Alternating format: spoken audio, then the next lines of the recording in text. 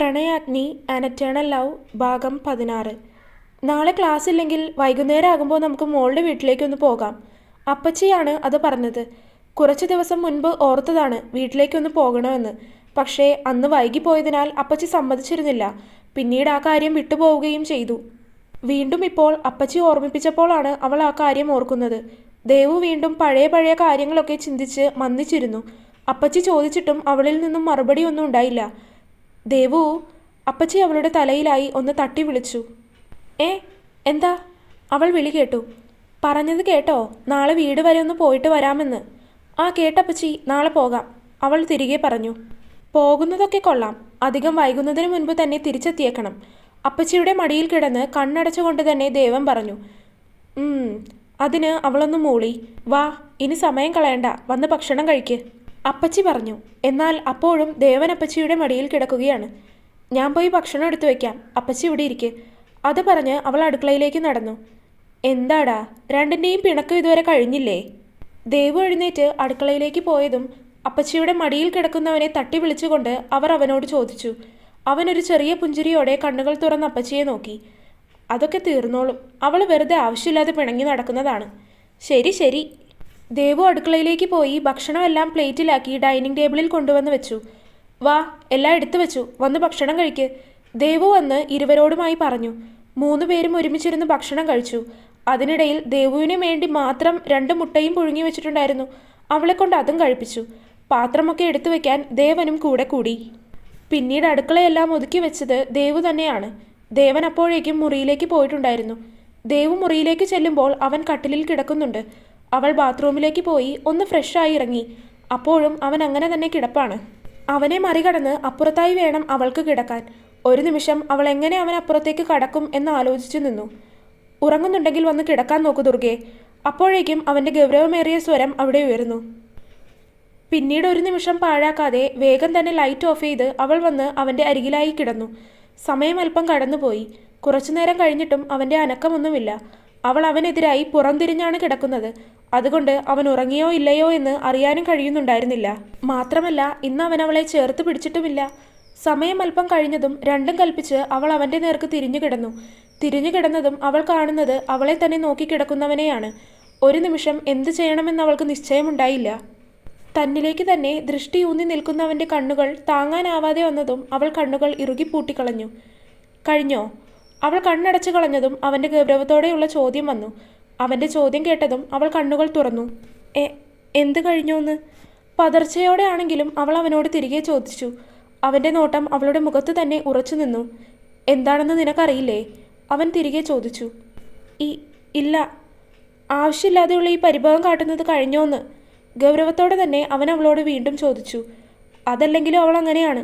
മഹി ഒന്ന് ഗൗരവത്തോടെ നോക്കിയാലോ എന്തെങ്കിലും ചോദിച്ചാലോ അവളുടെ ഉള്ള ധൈര്യമെല്ലാം ചോർന്നു പോകും. അവൻ ചോദിച്ചതിന് അവൾ പ്രത്യേകിച്ച് മറുപടിയൊന്നും പറഞ്ഞില്ല. അവൾ അവനെ നോക്കാതെ താഴേക്ക് തന്നെ നോക്കിക്കിടന്നു. അവളുടെ മുഖഭാവം മാറിയതും അവൻ്റെ ചുണ്ടിൽ ഒളിഞ്ഞു കിടന്നിരുന്ന പുഞ്ചിരി പുറത്തേക്ക് വന്നു. തൻ്റെ അടുത്തായി കിടക്കുന്ന പെണ്ണിനെ അവനൊന്ന് നോക്കി. വലിയ വീരശൂര പരാക്രമിയാണെന്നാണ് വിചാരം. കിടക്കുന്നത് കണ്ടില്ലേ, പൂച്ചക്കുഞ്ഞിനെ പോലെ. അവനൊരു പുഞ്ചിരിയോടെ മനസ്സിലോർത്തു. കുറച്ചുനേരമായിട്ടും അവൾ തന്നെ കണ്ണുകൾ ഉയർത്തി നോക്കുന്നില്ല എന്ന് കണ്ടതും അവൻ അവളുടെ ഇടുപ്പിലൂടെ കൈയിട്ട് ചുറ്റിപ്പിടിച്ചു. അപ്പോഴും അവൾ അവനെ മുഖമുയർത്തി നോക്കിയില്ല. എൻ്റെ ദുർഗയുടെ പിണക്കം ഇതുവരെ കഴിഞ്ഞില്ലേ? അവനൊരു കുസൃതിയോടെ അവളോട് ചോദിച്ചു. ഇത്ര നേരം അവൻ തന്നെ കളിപ്പിക്കുകയായിരുന്നു എന്നവൾക്ക് മനസ്സിലായി. രാവിലത്തേതിൻ്റെ കൂടെ ഈ പരിഭവവും അവളിൽ കൂടി. അവൾ അവൻ്റെ കൈ പിടിച്ച് തിരിഞ്ഞു കിടക്കാനായി ഒരു ശ്രമം നടത്തി. എന്നാലും അവൻ ചുറ്റിപ്പിടിച്ചിരിക്കുന്നത് കൊണ്ട് അതൊരു പാഴ്ശ്രമമായി മാറി. അവളുടെ ഈ ചെയ്തികളെല്ലാം അവനൊരു കുസൃതി ചിരിയോടെ നോക്കിക്കണ്ടു. എൻ്റെ ദുർഗ ഭയങ്കര ചൂടിലാണല്ലോ. അവൻ ഇടുപ്പിലിരുന്ന കൈകളെടുത്ത് അവളുടെ കവിളിലായി ഒന്ന് തട്ടിക്കൊണ്ട് പറഞ്ഞു. അവൾ അവനെ കൂർപ്പിച്ച കണ്ണുകളും ദേഷ്യം പിടിച്ച മുഖവുമായി നോക്കി. എന്നാൽ അവളുടെ ആ മുഖം കണ്ടതും മഹിക്ക് ചിരിയാണ് വന്നത്. അവൻ ചിരിച്ചു. അവൻ ചിരിക്കുന്നത് കണ്ടതും അവൾ മുഖം തിരിച്ചു കളഞ്ഞു. അവൻ അവളുടെ കവിളിലായി അമർത്തി ഉമ്മ വെച്ചു. കുറച്ചുനേരം ചുണ്ടുകൾ അവിടെ തന്നെ പതിപ്പിച്ചു വെച്ചു. അവൻ്റെ മീശരോമങ്ങൾ അവളുടെ കവിളിൽ കുത്തിക്കൊണ്ടു. അവൾ എരിവ് വലിച്ചു. മഹിയേട്ട, എനിക്ക് നോവുന്നുണ്ട്, കുത്തിക്കൊള്ളുന്നു. കുറച്ചു നേരമായിട്ടും അവൻ മുഖം മാറ്റുന്നില്ല എന്ന് കണ്ടതും അവൾ പറഞ്ഞു. അവൻ അവളുടെ കവിളിൽ നിന്നും ചുണ്ടുകൾ പിൻവലിച്ചു. അവൻ നോക്കുമ്പോൾ ഇപ്പോഴും അവളുടെ ഉണ്ട കവിളുകൾ വീർത്തു തന്നെ ഇരിക്കുകയാണ്. അവൻ തന്നെ നോക്കിക്കൊണ്ടിരുന്നത് കണ്ടതും അവൾ വീണ്ടും തിരിഞ്ഞു കിടന്നു. സാധാരണ ഒരു ഉമ്മ കൊടുക്കുമ്പോഴേക്കും അല്ലെങ്കിൽ അവൻ്റെ കുസൃതിയോടെയുള്ള സംസാരം കേൾക്കുമ്പോഴോ അവളുടെ പരിഭവമൊക്കെ മാറുന്നതാണ്.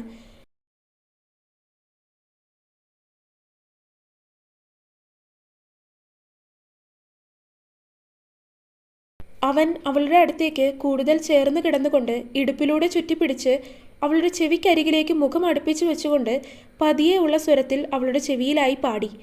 അവൻ്റെ പാട്ട് കേട്ടതും അവളുടെ കണ്ണുകളൊന്ന് വികസിച്ചു.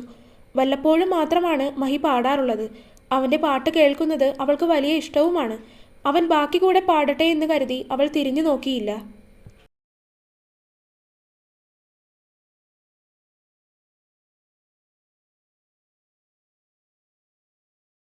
അത് പാടിയതും അവൻ്റെ കൈകൾ അവളുടെ ഇടുപ്പിലൂടെ അരിച്ചിറങ്ങി അവളുടെ വയറിലെത്തി നിന്നു.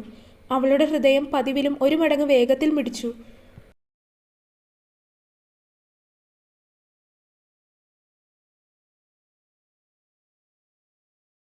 അവൻ്റെ മുഖം അവളുടെ കഴുത്തിലായി ഒന്നമർന്നു.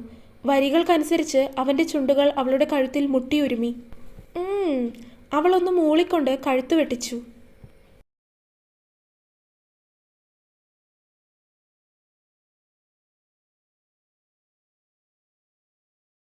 ആ വരികളിൽ അവൻ്റെ കൈവിരലുകൾ അവളുടെ മാറിലൂടെ ഒന്ന് തഴുകി കടന്നുപോയി. അതേ നിമിഷം തന്നെ അവൾ തിരിഞ്ഞ് അവൻ്റെ കഴുത്തിലൂടെ കൈയിട്ട് അവനെ ഇറുകെ പുണർന്നു. അവൻ ഒരു പുഞ്ചിരിയോടെ ബാക്കി കൂടി പാടി.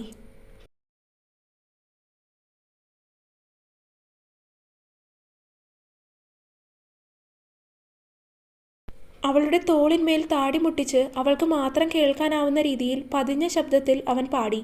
അവൻ പാടി നിർത്തിയതും അവൾ അവൻ്റെ കഴുത്തിലേക്ക് പൂഴ്ത്തി വെച്ചിരുന്ന അവളുടെ മുഖമുയർത്തി അവൻ്റെ കവിളിലായി അമർത്തിയ ഒരു ഉമ്മ കൊടുത്തു. പിണക്കം മാറിയോ? ഒരു പുഞ്ചിരിയോടെ അവൻ അവളോട് ചോദിച്ചു. മാറി. അവളും അവനോട് സന്തോഷത്തോടെ പറഞ്ഞു. എങ്കിൽ എനിക്കൊരു ഉമ്മ തന്നേ. അവൻ കുസൃതിയോടെ അവളോട് ചോദിച്ചു. എന്നാൽ അവൻ പറയാൻ കാത്തിരുന്നത് പോലെ അവൾ അവൻ്റെ കവിളിൽ വീണ്ടും അമർത്തി ഉമ്മ കൊടുത്തു. ഇനി ഇവിടെത്താ. അത് പറഞ്ഞ് അവൻ അവൻ്റെ തന്നെ നെറ്റിയിൽ തൊട്ടു കാണിച്ചു. അവൾ ഒരു പുഞ്ചിരിയോടെ അവൻ്റെ നെറ്റിയിലും അമർത്തി ഉമ്മ കൊടുത്തു. വീണ്ടും അവൻ അവൻ്റെ മൂക്കിൻ തുമ്പിൽ തൊട്ടു കാണിച്ചു. അവിടെയും അവൾ ഉമ്മ വെച്ചു. എന്നാൽ അടുത്ത നിമിഷം അവൻ പറയാതെ തന്നെ അവൾ അവൻ്റെ ചുണ്ടുകളിൽ അമർത്തി ചുംബിച്ചിരുന്നു. അവൻ്റെ കണ്ണുകൾ ഒന്ന് വിടർന്നു വന്നുവെങ്കിലും പിന്നീട് അവ അടഞ്ഞുപോയി. അവൾ അപ്പോൾ തന്നെ ചുണ്ടുകൾ അവനിൽ നിന്ന് പിൻവലിച്ചു. അവൾക്ക് അവനോട് ഒത്തിരി സ്നേഹം തോന്നിപ്പോയി. അങ്ങനെയുള്ളപ്പോഴാണ് അവൾ സ്വയം അവനെ ചുംബിച്ചുകൊണ്ടിരിക്കുന്നത്. അവനൊരു പുഞ്ചിരിയോടെ കണ്ണുകൾ തുറന്ന് അവളെ നോക്കി. എനിക്ക് മഹിയേട്ടനെ ഒത്തിരി ഇഷ്ടമാണ്. അത് പറഞ്ഞുകൊണ്ട് അവൾ അവൻ്റെ വയറിലൂടെ ചുറ്റിപ്പിടിച്ച് അവൻ്റെ നെഞ്ചിലേക്ക് കവിൾ അമർത്തി കിടന്നു. ആണോ? എത്ര ഇഷ്ടമാണ്? അവൻ അവളുടെ തലയിലൊന്ന് തലോടിക്കൊണ്ട് ചോദിച്ചു. ഒത്തിരി ഇഷ്ടമാണ്. അത് പറഞ്ഞ് അവൾ അവൻ്റെ നഗ്നമായ നെഞ്ചിൽ ഒന്ന് ചുംബിച്ചു. ഇഷ്ടപ്പെടാൻ എന്തെങ്കിലും കാരണമുണ്ടോ ദുർഗെ? അവനൊരു കൊച്ചുകുട്ടിയുടെ ആകാംക്ഷയോടെ അവളോട് തിരികെ ചോദിച്ചു. ഇല്ല. ഒറ്റ വാക്കിൽ അവളുടെ മറുപടിയും വന്നു. എന്നാൽ അവളിൽ നിന്ന് വേറെ എന്തൊക്കെയോ മറുപടി പ്രതീക്ഷിച്ച അവൻ്റെ മുഖമൊന്ന് വാടി. അതെന്താ ഇല്ലാത്തത്? അവൻ വീണ്ടും ചോദിച്ചു. ഒരു കാരണം വേണോ എനിക്ക് മഹിയേട്ടനെ ഇഷ്ടപ്പെടാനായിട്ട്? ഒരു കാരണവുമില്ല. എന്തെങ്കിലും കാരണം ഉണ്ടെങ്കിൽ ഒരിക്കൽ ആ കാരണം മാറുകയോ ഇല്ലാതായി പോവുകയോ ചെയ്താൽ ആ ഇഷ്ടം നഷ്ടപ്പെടില്ലേ? എനിക്ക് മഹിയേട്ടനോടുള്ള ഇഷ്ടം ഒരിക്കലും നഷ്ടപ്പെടുത്താനോ മറന്നു കളയാനോ കഴിയില്ല. അവളുടെ ആ മറുപടിയിൽ മഹിയുടെ ഉള്ളം ഒന്ന് കുളിർന്നു. വാടിയിരുന്ന അവൻ്റെ മുഖത്ത് മുൻപുള്ളതിലും കൂടുതലായി ഒന്ന് തെളിഞ്ഞു. എൻ്റെ ദുർഗ വലിയ ആളുകളെ പോലെയൊക്കെയാണല്ലോ സംസാരിക്കുന്നത്. പോ മഹിയേട്ടാ, അവൾ അവനോട് കളിയായി പറഞ്ഞു. എന്നെ എത്ര ഇഷ്ടമാണ് മഹിയേട്ടാ? അവൻ്റെ നെഞ്ചിലേക്ക് ചേർന്ന് കിടന്നുകൊണ്ട് അവൾ തിരികെ ചോദിച്ചു. അവൻ മുഖം താഴ്ത്തി തൻ്റെ നെഞ്ചിലായി കിടക്കുന്ന പെണ്ണിനെ ഒന്ന് നോക്കി. തനിക്കായി ജനിച്ചവൾ. അവൻ അവളുടെ മൂർധാവിൽ ഒന്ന് ചുംബിച്ചു. അതിലുണ്ടായിരുന്നു അവളോട് പറയാനുള്ളതെല്ലാം. ദുർഗയെ അവളുടെ പുറത്ത് ഒന്ന് തഴുകിക്കൊണ്ട് അവൻ വിളിച്ചു. അവൾ മൂളിക്കൊണ്ട് വിളി കേട്ടു. എനിക്ക് സ്നേഹിക്കാൻ തോന്നുന്നു. അവൻ്റെ പതിഞ്ഞ ശബ്ദം അവളുടെ കാതുകളിൽ വന്ന് പതിഞ്ഞതും അവളുടെ ചുണ്ടിൽ ഒരു പുഞ്ചിരി വിരിഞ്ഞു. എങ്കിൽ സ്നേഹിക്ക്. അപ്പോൾ തന്നെ അവളുടെ മറുപടിയും വന്നു. എന്നാൽ അവളിൽ നിന്ന് അങ്ങനെ ഒരു മറുപടി പ്രതീക്ഷിക്കാത്തത് കൊണ്ട് തന്നെ മഹിയുടെ കണ്ണുകളൊന്ന് വിടർന്നു. ഞൊടിയിടയിൽ അവൻ അവളെ തൻ്റെ നെഞ്ചിൽ നിന്ന് ഇറക്കിക്കിടത്തി അവളുടെ കാതരികിലേക്ക് മുഖം അടുപ്പിച്ചു. സ്നേഹിക്കട്ടെ. അവൻ്റെ വശ്യത തീർത്ത ശബ്ദം അവളുടെ ചെവിക്കരികിൽ പതിഞ്ഞു. അതിനവൾ തിരിച്ചൊന്നും പറഞ്ഞില്ല. എന്നാൽ അവളുടെ ചുണ്ടിൽ വിരിഞ്ഞ പുഞ്ചിരി അവനുള്ള സമ്മതമായിരുന്നു. അല്പസമയം അവൻ ആ പുഞ്ചിരിയിലേക്ക് തന്നെ നോക്കിക്കിടന്നു. കിസ്മി. അവളുടെ പുഞ്ചിരിയിലേക്ക് നോക്കിക്കിടന്നുകൊണ്ട് അവളുടെ ചുണ്ടിലേക്ക് നോക്കി അവൻ പറഞ്ഞു. അവളുടെ കൈകൾ അവൻ്റെ താടിയിലായി സ്ഥാനം പിടിച്ചു. അവളുടെ മുഖം അവൻ്റേതിലേക്ക് അടുത്തു. അവളുടെ മുഖം തൊട്ടടുത്തായതും അവൻ സ്വയം കണ്ണുകൾ അടച്ചു. തുടരും. അപ്പോൾ വീഡിയോ കണ്ടവരെല്ലാവരും വീഡിയോ ലൈക്ക് ചെയ്യുക, ചാനൽ സബ്സ്ക്രൈബ് ചെയ്യുക. നിങ്ങളുടെ അഭിപ്രായങ്ങൾ എന്ത് തന്നെ ആയാലും അത് കമൻ്റായിട്ട് അറിയിക്കുക. അടുത്ത പാർട്ടായിട്ട് നാളെ വരാട്ടോ. ബൈ.